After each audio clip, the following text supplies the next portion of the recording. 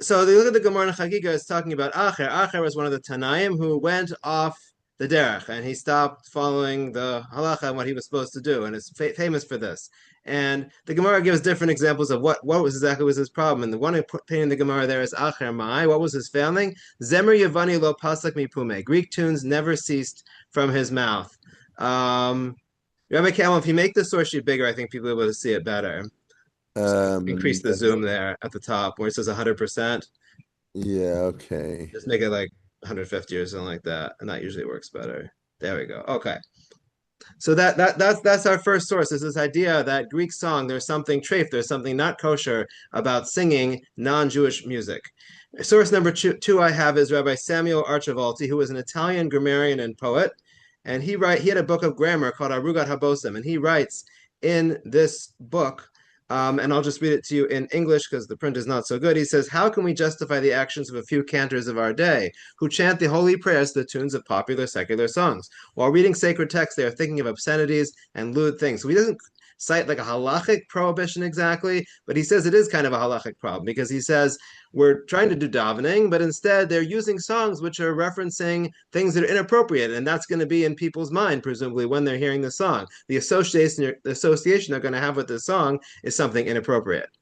Um, so, source number three of Yosef Yusbahan, Sefer Yosef Omitz, and actually we saw this source already, but I want to show it in more fully to you now. And he says, "Ein la'asos nigunim belel Shabbos emotzi Shabbos benegunes zemrei hanachim kamo kol makadesh uvirchos ha'itim koyotze." Right. So he says, don't make tunes for Shabbos or after Shabbos with the tunes of non-Jews, like Kol Makadesh. And we discussed what that meant actually in class number one. We said that there was actually a non-Jewish tune, which was very similar to the tune from a Kol Makadesh that was around at the time in the 1700s, and in fact is still a tune for Kol Makadesh that's used today.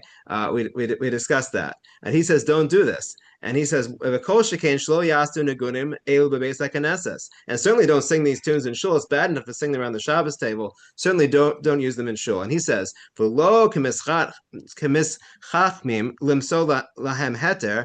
some people are going to be smart and try to find a heter. And here's the heter. But Amram Shekolni Gunehem Genuvim Hemitam Meitano. Really, no, these are not non-Jewish tunes. These were Jewish tunes. They were all stolen from us originally. Bisman Shebesh Migdash Kayam, when the base of English was standing, Shari Matzino Matseva, but then he says this doesn't work. And he says the reason it doesn't work is Shahari Matzina Matseva, Shahaisa Huva Lifnei Makom, Bismana Avos. Then in the time of the patriarchs, you were allowed to use a single stone as an altar.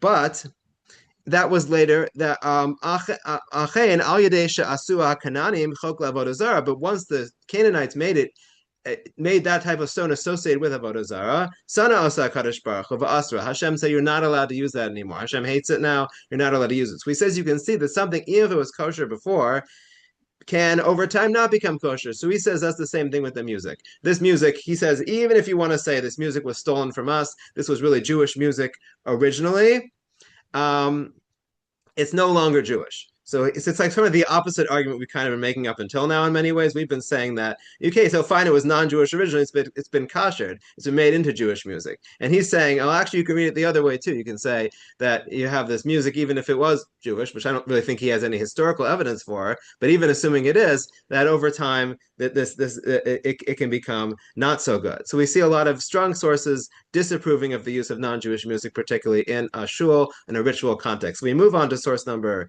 four, the Ramah. And the Ramah says something similar, and he says, this is quote of the halacha now. V'shliach tzibur hamanabel piv. So we have a prayer leader who uses foul language, or he sings non-Jewish songs, and he puts the position on the same level. Mochin biyado shalasos kain. We tell him not to do this. V'im eno shemea mavirno. So if he doesn't listen, we actually remove him. He's not allowed to be shliach tzibur anymore.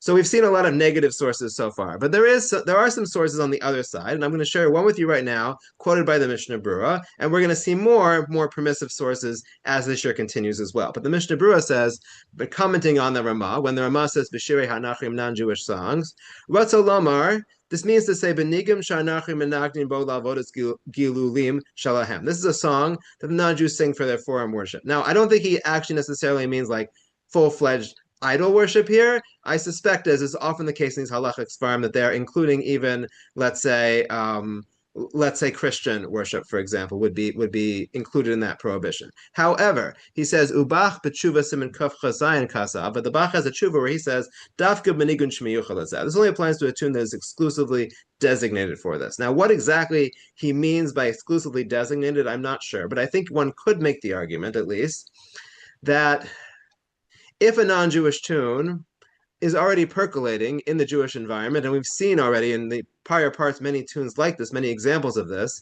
that it kind of loses that status and is no longer considered a non-Jewish or foreign worship, is no longer considered a tune from another religion per se, and there might be some room to use it in shul. Now, this tshuva of the Bach is actually not so easy to find, which is why I didn't quote it for you in the original. It's not like in the regular places you might find it, but there are people have located. I think there are manuscripts of it or something like that. I'm not sure if it's printed or not, but in any event, the Bach does say this, and this is Lisa Pesach, an opening for some kind of heter, for using tunes that are non-Jewish. Okay, this is what I wanted to set up. Number one, I was trying to figure out where to fit this section number two, but I think it's going to fit best here because I want to set something else up also, which is going to help us understand the controversy in Renaissance Italy better. And I titled this "The Music Libel Against the Jews" because this is the way one scholar has actually the book, someone named Ruth Cohen, and she has a whole book called "The Music Libel Against the Jews," which I read part of. It's a fascinating take about the way that Christians in particular encounter Jewish music in the synagogue, and they were not such fans of it. Um, and they sort of pick up on these differences between Christian worship and Jewish worship in a very negative way. So let's look at a few sources on this. So source number 6, Thomas Coryat, who wrote something called Coryat's Crudities. He was an English traveler to Venice and in 1608. And then when he's describing the synagogue in Venice, this is what he has to say.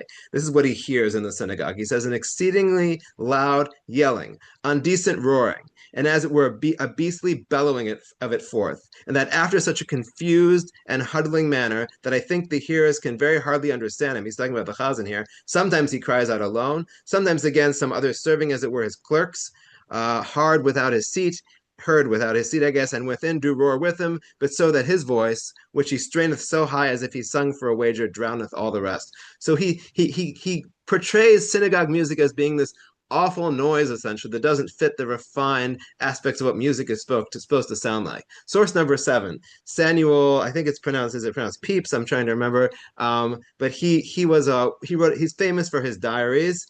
He's an English diarist, and this is actually kind of a famous source. Maybe you've seen this in other contexts before, but he visited a synagogue on Simchas Torah on October 14th, 1663. And this is what he has to say about the synagogue. And anon their laws that they take out of the press are carried by several men. So he's talking about them taking the Sefer Torah out of the ark. 4 or 5 several burthens in all, and they do relieve one another. They're passing the Torah around, which we do today. And whether it is that everyone desires to have the carrying of it, I cannot tell. Yes, I think so. Thus they carried it round about the room while such a service is singing. And in the end they had a prayer for the king, which they pronounced his name in Portugal, with a prayer like the rest in Hebrew. But Lord, to see the disorder, laughing, sporting, and no attention, but confusion in all their service, more like brutes than people knowing the true God, would make a man forswear ever seeing them more. And I never did see so much, or could have imagined there had been any religion in the whole world so absurdly performed as this. Now keep in mind, this is Simchas Torah, and on Simchas Torah, yes, it is kind of like this in shul. Even today, it can be a little crazy. I've heard of in my shul they try to keep it tamer, but I've certainly heard all sorts of interesting stories of what people are doing in shul on Simchas Torah all over the world. But I think nonetheless, despite the fact you have to sort of give the diarist some slack for the fact that it was Simchas Torah, and Simchas Torah is not the usual way things are. At the same time, some of these lines are kind of troubling, particularly when he says, more like brutes than people knowing the true God. It almost kind of sounds like there is something inferior about Jewish worship, that the true God, meaning their Lord, Jesus or whatever, that's the way it should be. Sort of this decorous type of approach that you might see in a church, but they're sort of the Jews in their delusions, the fact that they haven't accepted the true God, and that's why they're worshiping like this. At least I think that's the impression you can get from what he's saying over here. One more source on this, in source number 8. This is a good one too. So this is Charles Burney, who was surveying the state of music in different countries. And this is what he had to say about the German Jews. And I just gave you a piece of it. I didn't give you the whole description, but you'll get the impression from this. And he says at the end of each strain, the whole congregation set up such a kind of cry as a pack of hounds when a fox breaks cover. It was a confused clamor and riotous noise, more than song or prayer. However, this is a description, not a censure of Hebrew music. In religious ceremonies, it is impossible for me to divine what ideas the Jews themselves annex to this vociferation. I shall therefore neither pronounce it to be good or bad in itself. I shall only say that it is very unlike what we Christians are used to in divine service. So very similar to the complaints we saw before. And he's a little more circumspect and he says, I'm not going to criticize this. But he does point out, he's like, I think this is very different than what Christians do. And it doesn't really seem very much like worship. It just sounds more like a confused noise. Now, I think they are pointing out some real differences probably between I mean, I haven't been to a church service, but I get the impression that church services, it's more like, everyone's kind of singing in an organized fashion. And it's a lot of listening or maybe some singing together. But we have something called davening, at least in Ashkenazi communities in particular, where everyone is saying the words and everyone is kind of saying them that that and everyone is kind of and everyone's kind of saying the words at their own pace and sometimes in their own chants and stuff like that. And that's we're kind of used to that in our shuls. But you can understand also to an observer how this was so strange. But in any event, I do think we see at least somewhat from these sources that there was this idea that Jewish worship was inferior to Christian worship, and the Jews, to a certain extent, internalize this and they kind of see and they kind of see that their worship is disdained by the majority. This Jewish minority culture sees that their worship is disdained by the Christian majority culture, and this is kind of come with some import as we get to our next discussion. Okay, so let's move on to part number 3 over here, the debate in Renaissance Italy, which I've been trying to set up. And I'm going to take questions. I see there's some questions in the chat. I'm going to take them a little later after we get through a little more of the material. Okay. So nowadays in shul, probably you've seen this, like for really a special Shabbos, maybe like a wedding or a bar mitzvah or something like that, and someone will bring in, the Baal Simcha will bring in an a cappella group to enhance the davening with harmonies. I always enjoyed this very much, and people people didn't really have people don't tend to have a lot of problems with this nowadays. But perhaps this was not always the case. And I'll give you an example. So it was Shabbos Nachamu, 1605, Ferrara, Italy. And a group of 6 or 8 men, says 6 or 8 in the source, got up together in shul to enhance the prayers. It says they sang Ein Kelokenu, Aleinu, Adon Olam, and Yigdal. This kind of sounds like what we do nowadays when the Maccabees get up there. Okay, so it sounds like this harmonious choir was pleasant to the ears, but some people were not so happy. There was one man, at least, who stood up and he says, stop, basically. He says, music has been forbidden since the destruction of the Beis HaMikdash. Now, you have to kind of wonder, what exactly was this complaint? I mean, presumably they were singing in shul every other week too, but there seems to be something about this particular type of singing, this choral singing, which upset this man and seems to have been different than the standard of what was happening. So it happens to be that the rabbi in the shul was Rabbi Leon Modena, whose picture you see over there in source number 9. And he was observing this debate and he was upset about this. Presumably, he was the one who allowed the choir there in the first place as the rabbi of the shul. And he was wondering what could possibly be wrong with the choir. So he penned a tshuva about this. But before we get to the tshuva, let me talk about Modena just a little bit because I think it's important for the context. So he lived from 1571 to 1648. He was a rabbi in different cities, including Venice, in his later years. He was also a chazan and a very good singer. And he was the one, as I said, who introduced this choral singing into the shul. He founded even an academy of music in the Venetian ghetto in 1628. But Modena was very unusual on several fronts. And perhaps, I don't know if Mark Shapiro has spoken about him, someone else has spoken about him, but yeah, I'm sure he talked about all his interesting idiosyncrasies. He was a prolific writer. He was a book publisher.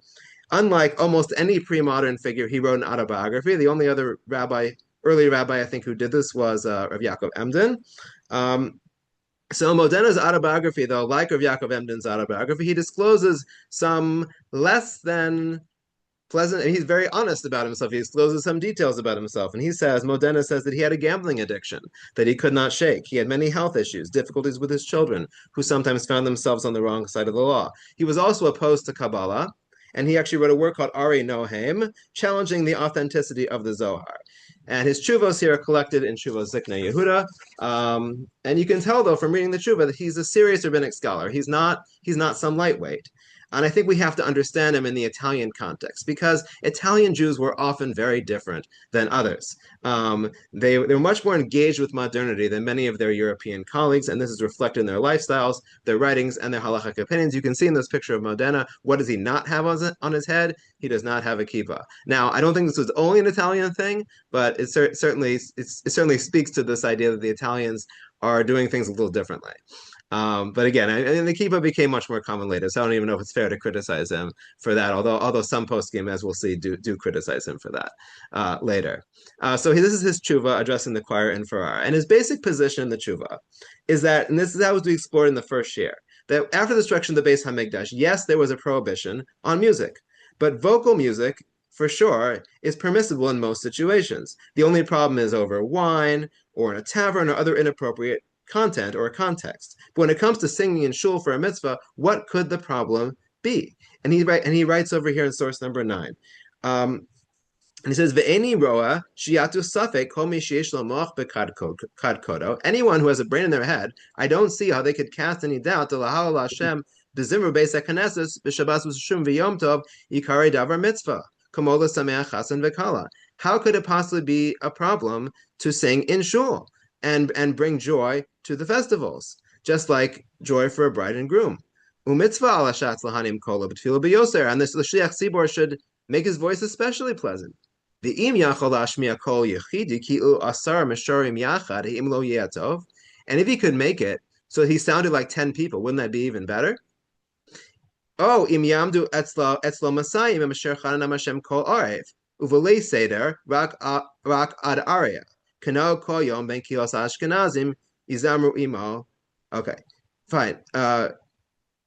So he says that, and look, what's going on among the Ashkenazim is that they would actually have some, we talked about this a little bit last time, but the Meshorim. There'd be the Chazan in the middle, and there'd be 2 singers, one on each side of the Chazan. And they would have like a mini choir over there, and they would all sing together. And he calls this Ad Aria, which means that it was, Ad Aria apparently means that it's just sort of not planned. It's kind of spontaneous a cappella, as opposed to something that was written down before and planned ahead of time. But then he says, I can go one step further. That he says, but let's say they actually get together and they make an ordered composition. Is that going to be a bad thing? And therefore, because Hashem gave these people the ability to know the wisdom of organizing. And what he means over here, the Chachma Kesidra, this is talking about knowledge of polyphonic musical composition. This is essentially the new music that is in this day, in the time of the Renaissance, where a composer will actually write down sheet music, and he'll write down sheet music for different vocal parts. And he says this is an even nicer way to do music in shul, if we actually have this organized music based on scientific music. And he says that certainly shouldn't be a problem either. Let me see the Hebrew again. Back up, I guess, to page 3. And he says, okay. Right? Could this be a bad thing? They want to uvar in the chaved ba Hashem, and they want to honor Hashem with this yuchat time and after seichem. Could this possibly be a problem? Chalila nigzor im came al shluchei sibashir norm kachamorim v'lo yanimu kolam. If so, it's like we're making a gzeira on the people leading the davening that they should bray like donkeys and not have a nice voice. And over here, you almost kind of hear a little bit of this response to the libel against Jewish music, the music libel against the Jews.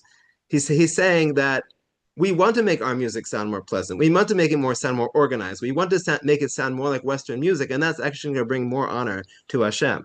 V'anu asher hainu balim hamuzika b'tfilasenu. And we, now that we know the science of music, v'odosenu ata niyah levozal amim, are we going to be like a laughing stock to the nations? Asher yomru ki eni tanu yodea od chachma v'nitzak el kavosenu kikela v'chorev. The non-Jews are already saying that we don't know this wisdom of music, and we're crying out to the God of our ancestors like a dog and like a raven.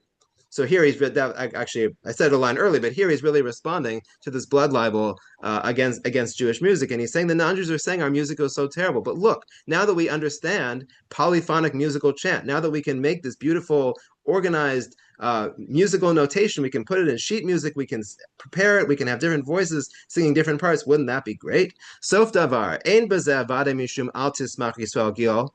The prohibition in the Gemara originally said that the Jews shouldn't be listening to music like their nations. That does not include this. Doesn't include this. V'lo al da shum based on chacham lasar m'nishabeach laHashem yisparach b'kol hayoser na'im she'efshar. And no based in no sage would ever say that it's prohibited to sing to Hashem in the nicest voice possible. V'chachma hazos, and with this new wisdom, ha'me'oreres hanefashos l'chavodo, that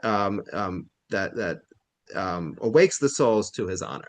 So he says, singing in shul is good. And if singing in shul is good, it must be that singing in the nicest way in shul is good. And singing in the nicest way in shul, according to Modena, is to use the new styles of music. The new styles of music that include sheet music and written music and different voice parts, polyphonic musical chant. And this was something new. And indeed, Modena is living in this period of musical innovation with Renaissance music, with multiple parts, multiple voice parts, which is spreading across Europe. Now, the choir in Ferrara, though, is just the beginning of what Modena wants to do here, because he wants to take advantage of this new style even further. So he tapped the expertise of a friend of his, and his friend is the man by the name of Solomon Rossi. And we see in source number 10. Okay, so who was Rossi? Rossi was born around 1570 and died some point after 1628. He does not seem to be related to the other Italian rabbinic scholar Isaiah de Rossi. Rossi was a common name. So Solomon Rossi, who he was a composer and a violinist who worked for the rulers of Mantua, the Gonzaga dukes. And they were his patrons, and he worked for them as a composer. He composed music. He worked alongside the more famous Renaissance composer Monteverdi. Maybe some of you have heard of him. He wrote in the style of the time. So Rossi is writing mostly secular music, polyphonic music, though, multiple voices, different than the old Gregorian plain chant, which we explored in the first class. And Rossi was mostly writing secular music. But then, in 1622, he put together a book of religious music. And this book he actually put together at Modena's urging. And this a new kind of Jewish music. It's 33 vocal pieces in Hebrew. It bears no resemblance to what we think of as like the traditional synagogue music of the time. It's the polyphonic Renaissance music that Rossi is used to composing. It's called motets. These are sacred, polyphonic, unaccompanied choral pieces, and they're set to parts of Tehillim, and they're set to parts of the davening. And you can kind of see in this title page over here. He says like Hashirim Asher L'Shlomo. That's the name of the work. Mizmorim. Vishiros v'shishpachos asher hevi b'chachmos hanigan v'muzika. These are mizmorei tehillim. These are songs of praise to Hashem, but they're using this new chachma, this new wisdom of tune and music based on written sheet music. Okay, if you go.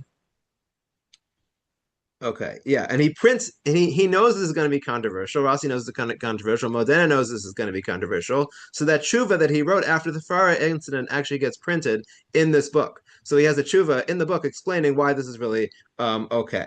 So if you go down to the source number 11.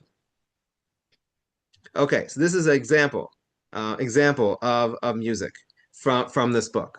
So look at the top. It says Arba Kolos. This is for 4 voices. This is just one of the parts. This is apparently just the bass part. It says over there basso. You can sort of see on the right side over here. This is the bass part. This is the low voice part. There were other books. There were other books that had the other parts in it. So what is this? So what is this piece of music? This is. Does anyone just want to say or write it in the chat? Anyone familiar with what does this look like? Keser, let's see the words. Keser Yitnu Lecha, Hamone Mala. What is this? Dusha. This is Kedusha. This is Kedusha. So this is the Italian nusach of Kedusha, which is actually different than either the Sephardic or the Ashkenazic ones we might be more familiar with today. It's more similar to the Sephardic one in this case, but this is the Kedusha. And now it's just so interesting, kind of what's going on over here. You see the musical notation, and the musical notation is going from left to right. It's a little different than the musical notation today, but it's going in the same direction, and you can sort of, can kind of, I think, can kind of figure out that it is supposed to be musical notation. Okay. The words, though, of course, are going from right to left, but also from left to right at the same time. So like each word is written in the right direction, but the words are still going from left to right because they have to sort of fit the words with the music. And this is just something new that we've never had sheet music before with Hebrew words before this, really. Um, and and what you can see also, and I find this really fascinating, is this was clearly spoken. You're muted. Okay. Yeah, sorry. This piece was supposed to be sung in shul. And the reason you can tell it's supposed to be sung in shul is if you look at the words here, and actually, yeah, okay, let's see if we can see this along with the piece below it. Might have to make it smaller to see if we can do this. Yeah, maybe make it smaller so we can. I want to try to see the words to Keser below with the source. Okay, let's see if we can see them together. Let's go down. Yeah, that's good. Oh, okay. Okay, yeah. Okay, so you can see it's a little hard to see. It's very small now, but like all right, we'll see what we can do. Yeah. Okay. Okay, great. Thank you. So we have the words in the music are Keser Yitnu Lecha, Malache Hamone Mala, Im Kavutse Mata. Um okay, but then it goes right to Kavodo Male Olam.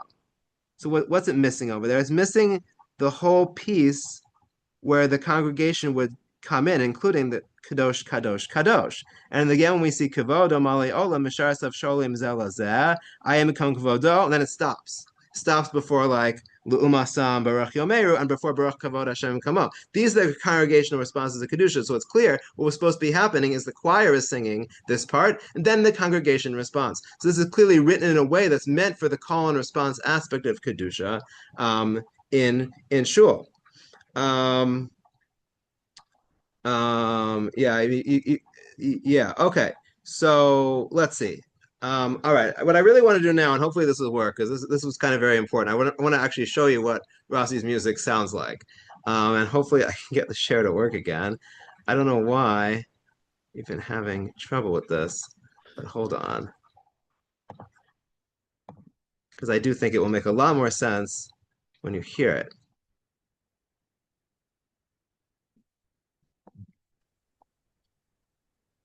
It still says screen sharing is paused. I'm not sure why. Maybe You know, somehow. you want to go off for a minute and come back. Yeah. Just go off. We'll wait the minute and just Okay, thank you. log back on, and we'll try Yeah, that. let me do that. Yeah. Okay. Okay, hold on. Okay. Do I do end or leave meeting? Just leave meeting? Yeah, leave. Yeah, don't end Okay. it. You're actually the host now. So Yeah, so if I end it, that would hold be on. bad. Don't go for a second because it'll Okay. actually. I'm gonna hold on. What am I doing Yeah, here? why don't you take over the main I drop? yeah. Can I? I don't know what happened here. Why it's not letting me do this? Normally it does. Hold on. I You can. might be. Okay. Yeah. No, oh, here it is. Okay, hold on. I can do this. Make reclaim host. Okay. Now you can go off Okay. and come back Okay. on. Yeah. All right. Okay. Keter Yitnulecha. I don't know. And what are they singing your shul for Keter? Anybody have a shul with the choir? Anybody have a choir in their shul here? Don't all speak up at once. Breuer's in Manhattan. Yeah, that I know. I go there whenever I'm in Manhattan now. I go listen to Breuer's Friday night. But when I was a kid, I sang in a real choir. Here you are. Okay, Rev Yossi's coming back. With sopranos, tenors, bass, but that was fancy pieces. All right. I'm back. Let me see if the Okay, share I have works. to make you Okay. co-host, Okay. otherwise you won't be able to Okay. share. Okay. But Yeah. Yeah. okay, now you're co-host. Let's see. Hopefully Okay. it will work.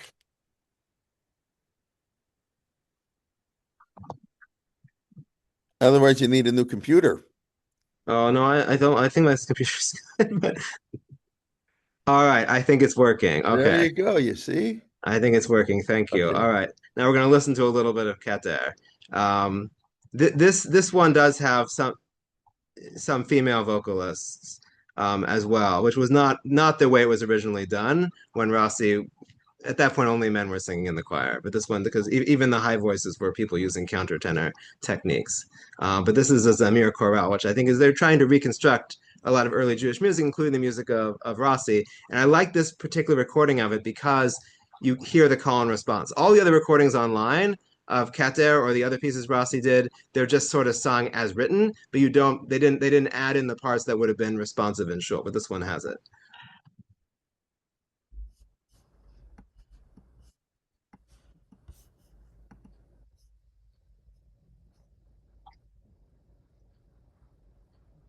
We don't hear anything yet. I don't know if that's planned. Oh, okay, hold on. All right, sorry. That was my mistake. There's a way I have to share it that allows me to do it. Let me try again. I got it right other times. Okay. All right, yeah, share sound. Okay, here we go. This should work. And then there's actually one more thing I have to do also. I have to change my setting, I think, so that, yeah, okay. You got back to your blue screen again. Oh no. Right. Oh no, I messed up again. Ugh, I don't know what happened. All right, sorry. I know I'm wasting time. Can I try going off one more time and trying it one more Yes, time? yes, right. So I think I'm gonna get it next time. okay, okay.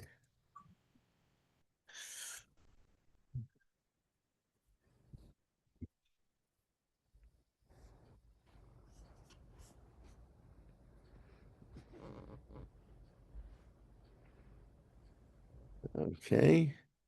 Let me make you co-host again.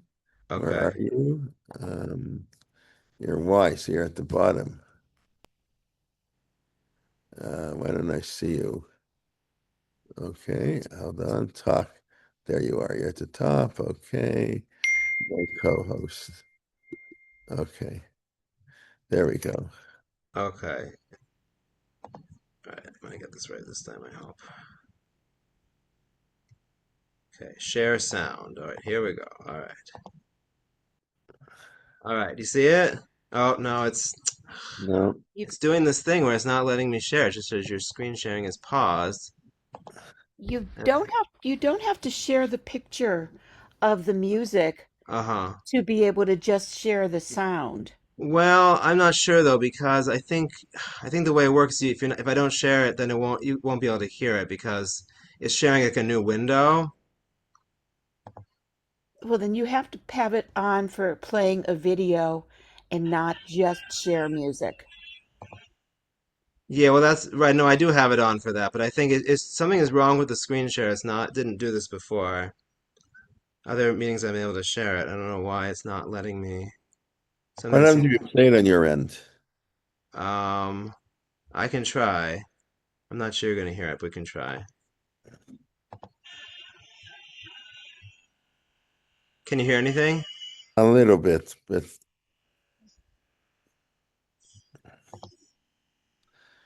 I don't know if you go to share, are there different things you can do? Hold Right, no, I on. think there's like a different problem. I think it's like whenever I share, it's like it says the screen sharing is paused, which I've not, and it doesn't let me. It doesn't let me. Yeah, it keeps saying paused, and if I There's click resume, something called share sound or something like no, that. I know, and I've been doing that, and that's what I've done in the past. But there's some other additional problem this time where it says screen sharing is paused, and it won't let me resume. There's a button to click resume share, like a play button, but it's not active. It doesn't actually let me do it. This hasn't been a problem in the past. This I don't know why, but Yeah. Are you trying to share the YouTube link that Ruth Shane just put in? Let's see. if you Oh send it to me, no, maybe I can that's share not it. I don't the know. one I put in is not Keter. That's from the Shirim Shel Shlomo. Okay, let me send it to the chat, and then let's see if Rabbi Kelman can share it. I don't know. I've never shared a audio or video, So all you so have to do is when I you have this screen where it says share, there's a button you can click. It says share sound and video. There's two buttons, and if you click both of those, it I should don't. work. It says one participant can share, multiple participants can share simultaneously. I don't see anything about sound So or. if you click the share and then you try to for that link, I think does it Okay, so let me click on the link. Uh-oh. Watch what magnesium does to your bowels. If you have to wipe more than 4 times Yeah, after that's you good. poop, here's why. Okay. Can you hear? Yes. yeah. So just click off the commercial and then the song will come on Well, without showing the picture. That'll share the sound. you can hear though, no? Yeah, well, not Yes. right now, no. Oh, you can't. What do I have to click on? I hear it very. What do I Well, have to do? we were hearing it. You just, you know what? Just click on where Yosef's that YouTube thing. I can't see anymore. I did that. If you click on the link that Yosef sent us, I did. That's you what I can did. play, and we can all play it for ourselves because I just did that. I just. Navan, the business travel platform where employees book their own trips, while customizable policies keep your budget intact. Okay, now we can hear it.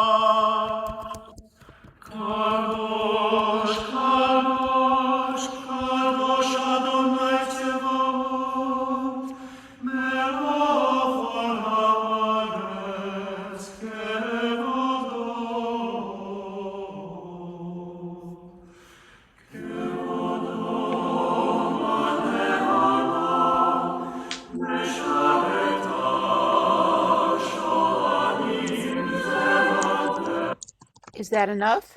Yeah. I was going to say we could stop now. Yeah. Okay. Okay. Good. If we heard there sort of the choir singing Keter, then we heard the chazan picking up, and then the congregational response, and then the choir going back to the next verse. So that was what I wanted to show. So thank you very much. And hopefully my next class will resolve this issue because next class I really have a lot of a lot of music I want to share. That's gonna be like half the class. Um, but um, but okay. So we'll stop there with the sharing the music. But you kind of get a sense of what this sounded like. How it sounds very different than what we're often used to hearing in shul nowadays. Very much like the Renaissance style music.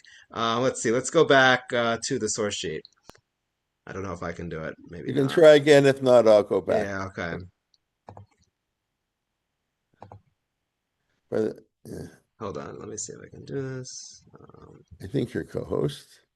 Yeah. Oh, now I'm having some other problem. Hold on. What is going on here? Oh, a lot of problems today. Now I can't even see my controls anymore. Don't know what happened here. You want me to share the screen? Sure. Yeah, something's wrong. I can only see pictures now. I can't see Yep. controls at all anymore. Okay, give me a second here. Where am I going? Zoom. Okay, fine. Let me share. Okay. Rav Lindell, have you been re-hosted? Yeah, Yeah. I think so. Yeah. Okay, okay, there we go. All right. So if you go down to the next page in the source sheet, I have just one more example of Rossi's music, which I'm not going to play for you because I think it's going to be complicated. have to play on your own. But you see, like that's Kaddish. He had Kaddish up there. That's another setting for the synagogue in Rossi's music. Just out of interest, maybe some of you are interested in this. Look at the page number on there. It says Yud Vav.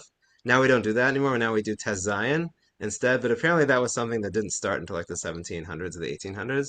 And before that, people didn't have a problem with using Yud Vav. The problem would be if it sounds like Hashem's name. So like you certainly don't write Yud Hey because that is Hashem's name. Yud Vav less so. It's still a piece of Hashem's name, but apparently they didn't consider that a problem to write until later. Only recently did we start doing Tes Zayin. Okay, so what happened to Rossi and what happened to his music? We don't really know what happened to him. His patron, the Duke, died in 1627, and there was a plague in 1629, 1630. It's possible that Rossi died in the plague, or it's possible he died when the Mantua ghetto was sacked in 1630 by the Holy Roman Emperor Ferdinand II. Or perhaps he was able to escape, or perhaps he was able to go to Venice. We just don't have any evidence of what happened to Rossi after 1628 when his last works were published. He's just an interesting kind of figure that he's sort of in between sort of the synagogue and and secular music. He had to live in the ghetto, as the Jews in Mantua did, but he was exempted, at least for part of his life, from wearing the orange badge that the Jews had to wear at the time because of a measure of his status that he worked for the Duke and composed music. Rossi was largely forgotten after his death, though, in the annals of Jewish and secular music, and he was really only discovered in the 19th century, rediscovered by musicologists, particularly Samuel Naumburg, who was a French analog to what Solomon Sulzer was doing in Austria. We talked last time about Sulzer, how he was changing Jewish music to make it more like the choral church music of his time, and Rossi's kind of music kind of came up in this context. And now Rossi's music is performed by choir groups, some Jewish, some non-Jewish. And I don't know, are his pieces performed at all in shul? I've never heard them. I think it's just something that's really hasn't happened. But I think in any event, they represent something unique in Jewish music history. Now Rossi is not using non-Jewish tunes. What Rossi's composing his own tunes, but he is using a non-Jewish style. This is written sheet music. This is something different, and we have to grapple, and poskim do grapple with this whole idea we started with of like non-Jewish music in general, but non-Jewish music encompassing not just the tune, but also the style, and the fact that this is sort of the new, like, scientific way to do music in this time. And we're going to look at before we conclude this year, we're going to look at three very fascinating chuvos that speak to this issue. And the first chuva is in the next source, is source number 11. This is of Yisrael Moshe Chazan in his Krach Shel Romi. I think Mark Shapiro also spoke about him years ago. So he lived from 1808 to 1862. He was an interesting, kind of off the beaten path rabbinical figure who held a number of rabbinical positions all across Europe. For a time, he was the rabbi of Rome, and that's why he named his Sefer of Chuvas Krach Shel Romi, which means city of Rome. This chuva is actually not about non-Jewish music. He's asked about the permissibility of having a clock outside the shul with bells to notify people when it's time to come daven. And people were having a problem getting to shul on time, and that's why they wanted to put this clock with bells outside the shul. The only thing is, can you do this? Is this considered chukas hagoyim? Is this considered the ways of the non-Jews? Because Christians also have bells and clocks. And he rules that it's permissible, and in doing so, he gets into a discussion about beautifying shul. And it's in this discussion he turns to non-Jewish music. And his conclusion, and a surprising conclusion in many ways, is it's permissible to borrow non-Jewish tunes and sing them in shul. And let me just read this in English because we're starting to run out of time already, and you'll get the picture. And he says, "And I call heaven and earth as witness that when I was in the great city of wise men and scribes called Smyrna, I saw some famous and great wise men that would sing with musical notation," so this new way of singing. "And for the music of the high holidays that required great subtlety, that they called chazanut, they would go to the Christian churches behind the curtain on their festival days to learn from them that subdued sound that breaks the heart. And they would make from those sounds wondrous kadishim and kedushos. For from where would have the sweet tunes of David? From where would we have the sweet tunes of David that were once heard in our holy city? Is it not a verse? How can we sing the songs of God on foreign soil? It was forgotten, and that's the truth." So he says, first of all, they went into the churches to hear the music so they could copy it and copy the style at least. And then he says, because we don't have authentic Jewish music. How could we have authentic Jewish music? It says that they wouldn't sing when they were all Naras Bavel, on there by the waters of Babylon, they would not sing the songs of the Beis Hamikdash on foreign soil. We've lost that music. And then he says that in every place they were exiled, the Jews learned the tunes of those lands. In Israel and all of Arabia, the sounds of tefillos and kadishim and kedushos is all with Arabic tunes. And in Turkey, it sounds Turkish. And in Christian lands, it sounds Christian.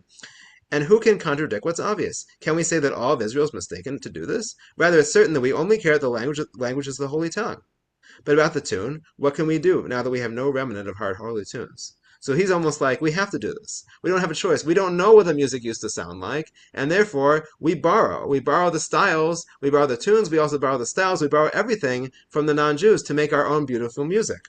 And he's completely okay with it. This is actually kind of interesting that it's kind of like almost like an inversion of what Han was saying in the Yosef Ometz above, where he said, "Well, we don't tell me that it's all from the Jews originally, because even if it was, like we can't use it." And he's saying, no, it's actually not from the Jews, because the Jews lost their music. Instead, we have to take the non-Jewish music, because what else are we going to do? And Modena himself, which I didn't bring you this quote, but in his tshuva, he says something also a little different. He says, yes, it was from the Jews, and that's why we're allowed to do it. So you see all these sort of different ways of spinning the same sources. Well, anyway, as you might imagine, this tshuva by the Krach Sharomi is pretty controversial. He's saying, not only is he saying, you borrow the non-Jewish Jews, you go into the churches to do this.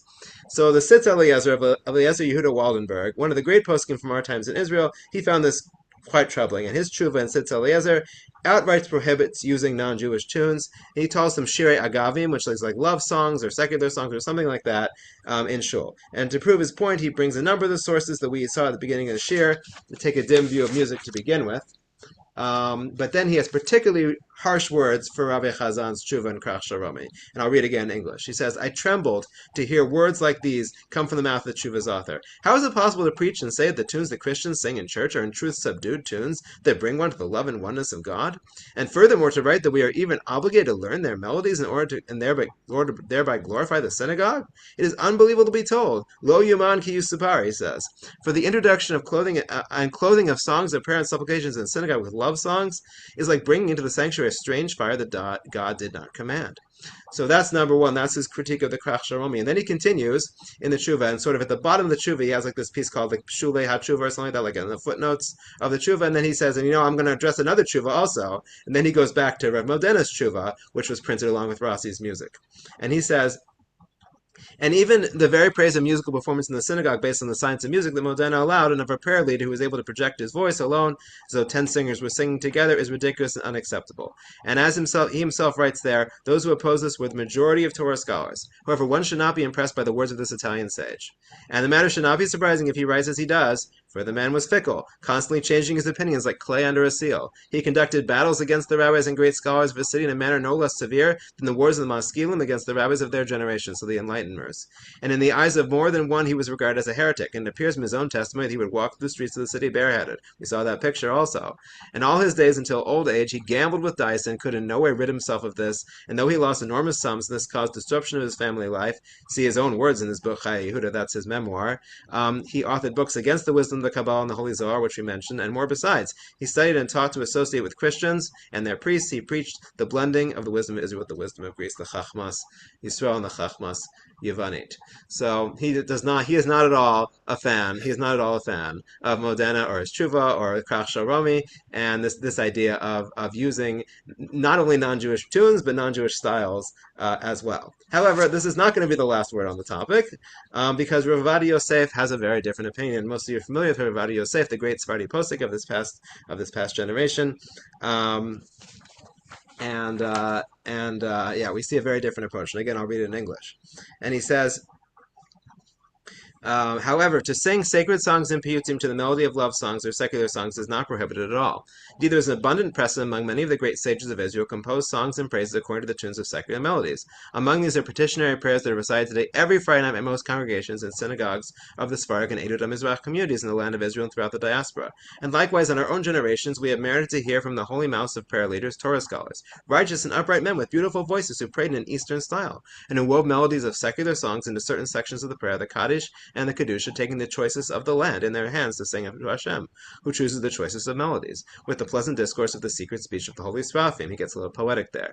And the heart of the congregation was drawn after them with awe and love, in joy and gladness of heart, with thanksgiving and with song. Fortunate is the people for whom it is thus. Ashreim shekachalo, he says. And so testified the Gaon of Yisrael Moshe Chazan, based in Avrose, in response to Krach Shalomi, which we read, that such was the custom in the land of Israel, to chant all the prayers, Kaddishim and Kedushot, according to the tunes of Arab melodies, and in Turkey according to Turkish melodies, and in Christian countries according to the melodies of their lands. And if he concludes over here, and one should be strict only with respect to the content of the words, and he then even concludes, and he says, and as with any halacha that is uncertain in your hands, go out and see what the community practices and practice likewise, which is a quote you sometimes see in Chuvos when he's saying, basically, essentially, like, it can't be that all of Israel is wrong about this. The fact of the matter is people are using non-Jewish music, and the fact of the matter is that the boundaries between Jewish and non-Jewish music are so porous that we can't really say that there's a problem doing this. So he is very supportive of this. And in fact, it's fascinating. I found this interesting article that written by, this is an article in Haaretz. I saw this several years ago. I haven't looked at it recently, but it said that it was written by an Egyptian cantor who used to work for Rav Yosef, including performing in his house. And he says that he performed a lot of non-Jewish Egyptian music, and Rav didn't have a problem with it. And moreover, that Rav himself would listen to Egyptian music frequently. So we see there's a range of modern opinions here about using non-Jewish tunes, and this could certainly also encompass what Rossi was doing with non-Jewish styles. But we see it's very fascinating how there is this range of opinions, but also how these boundaries between non-Jewish and Jewish music really are so porous, and how oftentimes these tunes do make it into our shul, and these styles do make it into our shul. And again, the Maccabees sing now. People don't have a problem with this polyphonic chant, as it were, that the Maccabees are doing. People don't have a problem, for example, with Erev Shoshanim. It's a Hebrew love song, but it's used very commonly in davening now. People don't have a problem with Ma'od Sor. Ma'od Sor, as maybe I've already said, was a Lutheran hymn, but the fact of the matter is that it became the tune for Ma'od Sor, and the Christians don't sing it anymore, and the Jews too, and that very much makes it a Jewish tune now. So if you want to go back just to the title of the class, are the Maccabees kosher? I think so. In the next class, we will continue with an exploration of modern Jewish pop music, and I'm actually very excited about this class. We're talking like music of the Jewish music in the last 50 years, mostly emanating from the Orthodox community, but not exclusively. And because I think I'm really excited about this class for a number of reasons, including the fact that I don't know if anyone's ever given a class like this before. I certainly have never heard or seen one. So hopefully it will be some new stuff, and hopefully we'll combine a number of the threads that we've explored. But anyway, thank you for listening, even despite all the technical difficulties we have. And I'm sorry I didn't get a chance in the middle to address any of the questions in the chat, but if you want to stick around, I will now go back and address all the questions. Yeah, Bakasha. Shkoch. Yeah, Okay, good. Yeah, we can address the questions now. Very good. Okay. All right, let's and see. then let him go through the ones on the chat, then we'll take oral questions after. Yeah. Okay, let me make sure. Okay, so Left and then I think you know what? I think I'm missing some of them. Yes, I'll read them to you because Okay. Let's go here. And as a driven leap, Acher's teacher is depicted as reading him the Iliad. Okay, very nice. Okay, yeah. Like Adon Olam to Silent Night. Really? I never heard that one. I haven't heard that either. Okay, I'm sorry. the thing is, you wouldn't want to do that. But No, well, I told you the first class we did on Purim, Jingle Bells, Right, yeah. Shiva Kotel, just the humming. But then Rav Hadari loved it. Well, that was just around the time Charles II affirmed permission of Jews to dwell in England after centuries. I'm not sure. Oh, that's what Peeps. time? It's the Peeps. Oh, it's Peeps? Okay. Oh, okay. Okay. Thanks. Yeah, thanks, Okay. Ariel. First ever description of a synagogue service in England by a non-Jew. That's okay. Very good. Yep. Okay. I'm sure how Peeps thinks Jews are uniquely inferior so much as the Britons are uniquely superior. Interesting comment. Okay. I think I saw that comment before. That was my uncle, I think, making that comment. Okay. These observations observers didn't understand Hebrew, so it sounded strange. Okay, but it can be strange even if you do understand Hebrew. There's no one comment on the length of the service, and they may contribute to quorum issues. Okay. Shul takes too long. Okay. Churches is much quicker. South Africa is brilliant. I wrote about them when I went to South Africa. They made their main service Friday night. And in Oh, South Africa, it's a very traditional community. It's not an Orthodox community, but it's a traditional community. And the Jews I mean, many, many, many, many Jews go to shul on Friday night, and it's beautiful. They have the rabbi speech, the chazan, the choir, the kids programs, kiddush, all on Friday night, and do that in an hour. They don't even come to mincha. I mean, 20 people come to mincha, and 400 people come for lechuna yeah. rana. It's really But pretty but amazing. but I mean, that was also like that was one of the things in America. Also, like the reform movement. I think Right, we did we Friday did that night late also. service. Yeah, yeah, but Yeah. they did like 8 o'clock at night. Right, that used to be a big thing. But I'm saying it's interesting how how Friday night it actually people want to sleep in Saturday morning if you're not so Okay, Rashi was a descendant of Levi. Okay, harp players in Beit Okay. Mikdash. I'm just reading all these comments. The Rashi wrote for an Interesting. all-male choir, so there are parts for countertenors. You can hear Right. it performed by current a cappella groups in Venice, in Israel. Oh, very nice on YouTube. Okay, I gotta take a look. Yeah. There's a whole bunch Okay. of different groups that do recordings of Rossi. I think um, Dr. Rebecca Sipes, who's now the dean of Yeshiva College and an expert on Rossi. I actually edited her article for Lehrhouse on the topic a few years ago. So she thinks if you want to find good recordings of Rossi, she likes the group Profeta della Quinta the best. They're a group that does it in the original, like all male, and they have a countertenor doing the parts. So I Right, guess that's, that's the most yeah, authentic. That's the one I put the link to in the, Okay, great. Yeah, yeah, they're great. Okay. yeah. Oh, Google has a lot of helpful maybe suggestions for Okay. Oh, following I can see songs. these comments again. Okay. Okay. Yeah, now you Yeah. can see it. Is anyone familiar with the choir Spanish Portuguese show? Okay, I'll Yeah, let yeah, yeah. Yeah, yeah. So that's interesting. I've heard them. They are interesting. Like so, like they're. I don't know if I don't know if they sounded so similar. I heard them once. I heard them once on Shabbos, and they definitely sounded different than anything else I've heard. I don't know if it was so similar to Rossi or not. I don't know if I was even familiar with Rossi at the time. I would say though they didn't sound anything like Breuer's, like the choir in like the German shul. They also did not sound like the Mizrahi sort of Eastern tradition, like the Moroccan or other Sephardic traditions. It sounded much more Western because these are Spanish Portuguese Jews who then went through Amsterdam. So it really does kind of sound like the Western music and not Eastern music. At the same time, I thought it was really quite unique. I wish I could go there. I'll go there again sometime. I'd love to hear them again. Shmuel has a lengthy comment here. Um,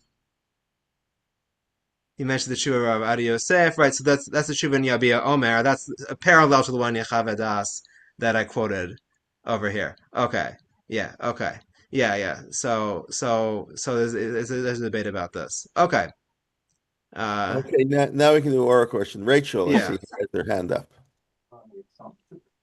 Hi there. Hi. Thank you. This is an amazing class, just like you said. I'm a violinist, and I Oh, okay, play only nice. Jewish music. So next week you bring your violin. I can do that, God willing. So I am also Balt Tshuva, Mm-hmm.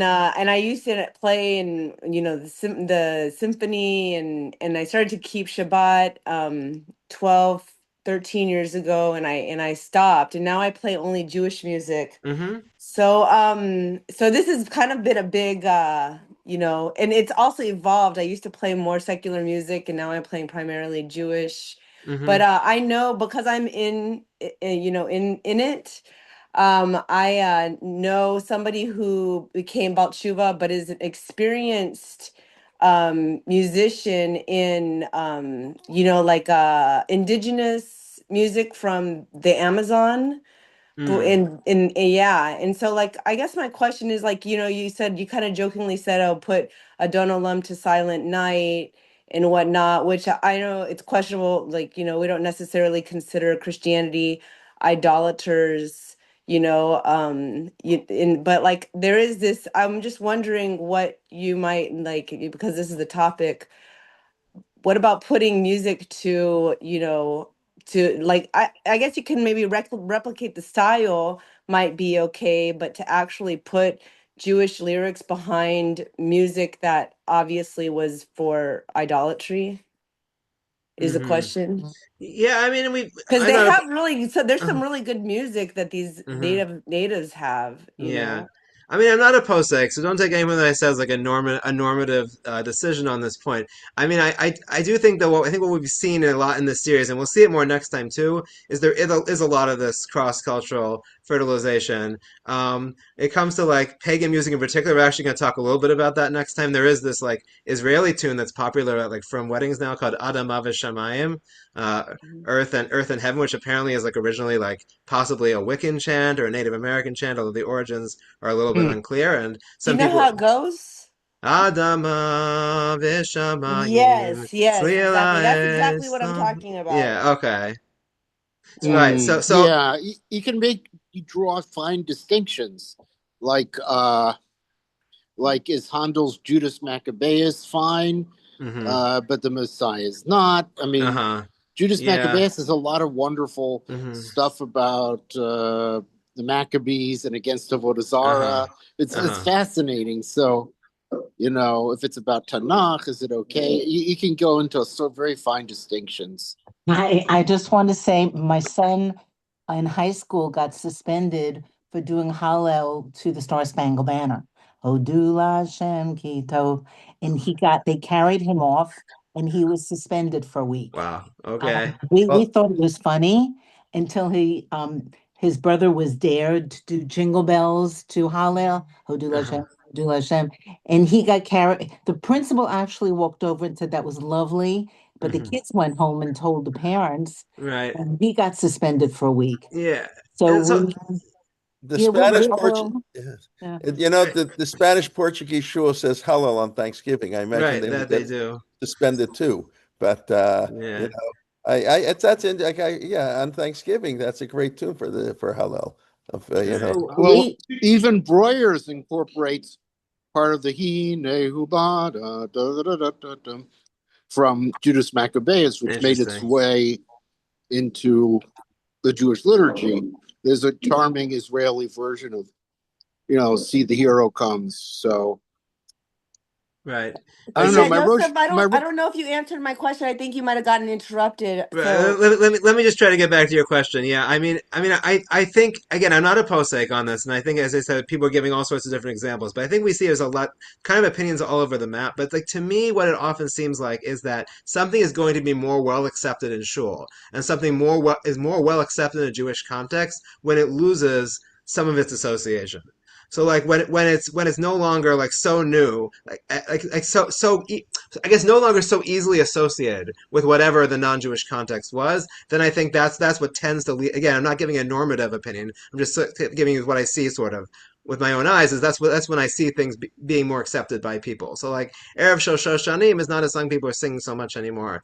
So in shul it's okay. Ma'od Sor again is okay because I think it's kind of had this cooling off period. I think sometimes songs that are really new tend to still have those connotations, and that's when people get upset when they hear those tunes in shul. Then they're like, "But that's a non-Jewish tune. How can you possibly do that?" right. That's my observation, at least. One all of right. the Rosh Yeshiva at Chappelle said, like, in a couple decades after a tune is adopted, like, no one will remember the connection to, say, the Rolling Stones.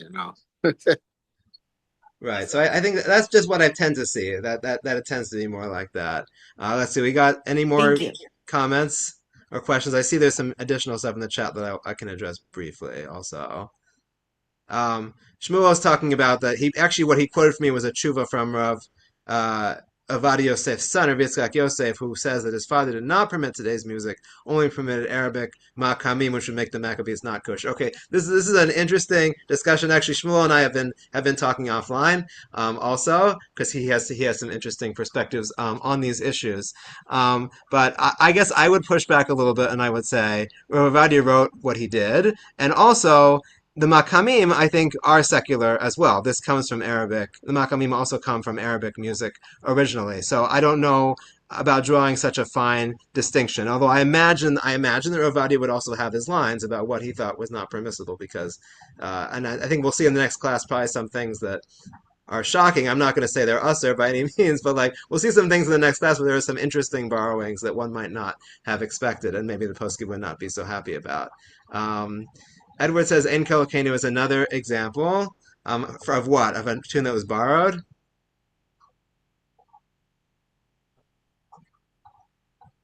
yeah, Okay. That one, the old one. Where's I that don't think, from?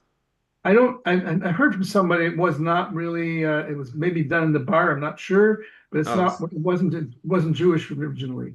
it could be. But it That's went, interesting. but that's the traditional one that people were using. Yeah. Oh, okay. I really do think we should like I'm after not next talking week. about the flower box one, that one's Yeah, different. yeah. After next week, we really should really just do a class where I'm just going to speak for like 30 minutes on some tunes and their origins, and then everyone else can Yeah. talk about some tunes and their origins too. Um, Sarah says there are some lovely reggae versions of various prayers, especially Moda Ani. Oh, what?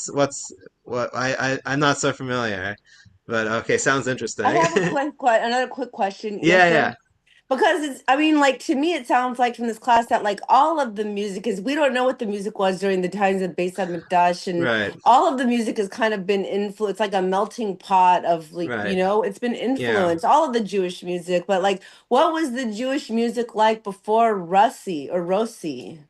Right. So I talked about this a little bit in some of the earlier classes, and you can go back on YouTube and watch those or listen to those as well.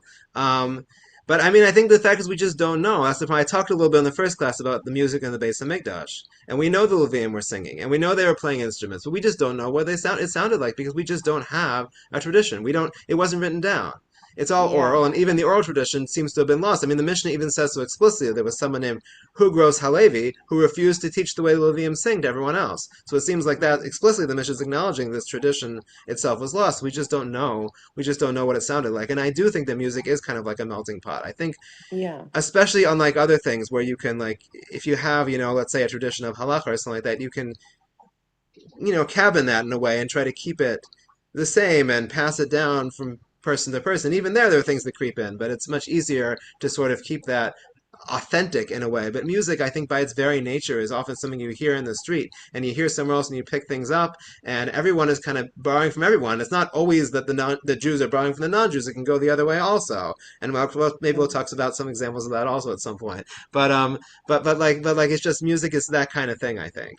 Yeah, Right. there's a guy named Peter Pringle on YouTube who tries to recreate what Assyrian and Babylonian ancient Egyptian music might have been, Oh, and interesting. he has one video using a model of a lyre that was excavated at Megiddo to try to say like Psalm 20 Tehillim Psalm 23. Mm-hmm.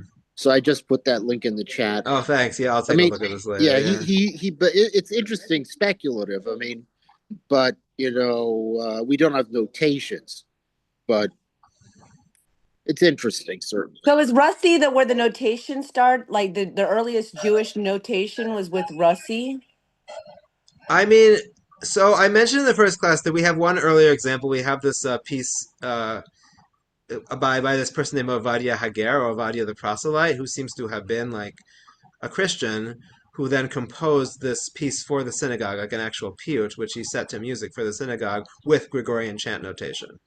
So that's like an Right. earlier form of notations. But it's really that was like found in the Cairo Geniza, and like it's like kind of singular in the way that we don't really have a lot of other examples. So Rossi, music historians often point to Rossi as really the first major example of someone who's using musical notation for the Right, Jewish because music. with Western music, non quote unquote non-Jewish Western, it starts with they started. You go to a history music class and they Hmm. start you with Gregorian chants, Right. So that started there, and then it sounds like music. The modern staff notation was developed a little later than that. Like I think it was in the 1100s. I think I mentioned in the first class, but also by Christian monks Mhm. initially. And I think I also mentioned maybe in both the first two classes that when it comes to our music that we use now in shul, like the nusach hatfila, the way the davening sounds, like the way how does shachar sound, how does musaf sound, how does the various kaddishes sound, that is an oral tradition which probably goes back to the 12 as early as the 1200s, maybe somewhere between the 1200s and the 1600s, but it wasn't written down until the 19th century. That's the first Mm. time you actually see it being written down. First in Germany and then the United States. Okay, I Interesting. think very interesting. We look forward to next week. And I am curious, though, you mentioned that the Baruch, we do it in minor, but there used to be a major tradition, Baruch Hu atah Hashem hamavorach. So I there don't know still if is you a have, major tradition. Like the Germans how still does do it it in go? major. How does it go? I have to look it up, but it's like something like Baruch Hu Es Hashem Hamvorach, something like that. But I think I'm not getting it quite right. So as you Okay. hear it in the ending of the paragraph, so like I can like Ve'avasecha. And now it sounds like Royers a little bit. Yeah, so the Okay. Royals does it that way. Yes, yes, yes. The Royers does Hasidim it do it that that way. way also. Right. Okay. All right. Okay. Very good. Okay, everybody. I'll see you hopefully before next week. Maybe Yosef will only see you next week. But Yeah, you're welcome probably. to come to the classes too. But I'd love to. I wish I had more time. I have to work, and yeah, work. What's that? I'm also starting to get like people are actually starting. Never believe it. Like, people are actually starting to come to me, like in the Jewish world, and asking me to do things. Okay. And these All right. classes have As long as been a we help get with that. a commission, we just got to get part. No, someone just called me last week, and they said they listened to my classes on the sitter, and now they want me to do this whole thing. So There we'll you see if I go. have time for Okay. it. But Okay. yeah, There you go. That's it. Okay. We charge for free. We got to make our money somewhere. So right. okay. All right, everybody. We'll hope to see you soon. Rabbi Helfgott, of course, tonight, and tomorrow, Shuli Mishkin at 12 o'clock, Parsha 8:30, Siddur 9:25 Friday, Sunday 11:15. Okay, and got the whole week followed by emails. Okay, everybody. Nice to see everybody. Be well. Thank you so much, Yossi. Yeah, Okay. Yosef. Yeah. Mm-hmm. Okay. Yosef, thank you. Yeah. Okay. Okay. You're welcome. All right. Bye-bye, everybody. Okay. Bye. Yes, Thank you. Yeah.